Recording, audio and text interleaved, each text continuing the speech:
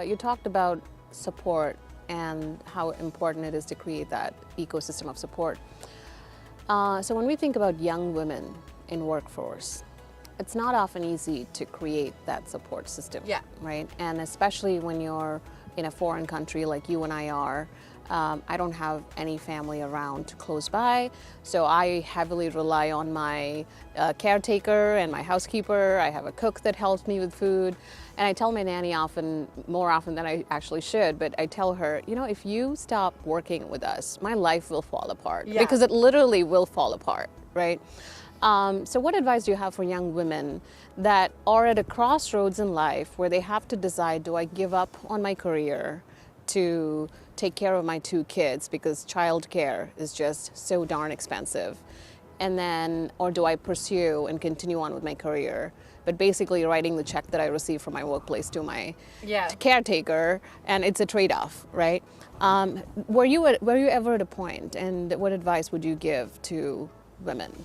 I was never at the point where I didn't think I needed help, but I did have a point where I didn't have any help. So actually, it was right before COVID, so the Christmas of kind of 2019, 2020.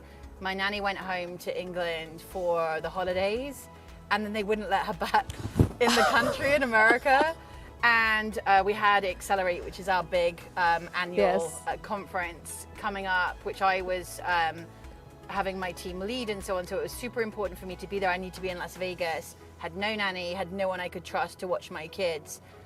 So I actually ended up like creating like triple cover, like flying someone in, like having someone local stop by as well, just make sure that everything was taken care of. So I think my advice would just be accept the support when you can have it, and also rely on your friends as well. I think friends will do amazing things. Some of my friends have helped me move house multiple times, you know, just really leaning in and not being afraid to ask for the help when you need it, because I think people are very willing to provide help, you know, when they can. Yeah, after a point, for people like you and me, friends become family, because there is no family here, right? Exactly.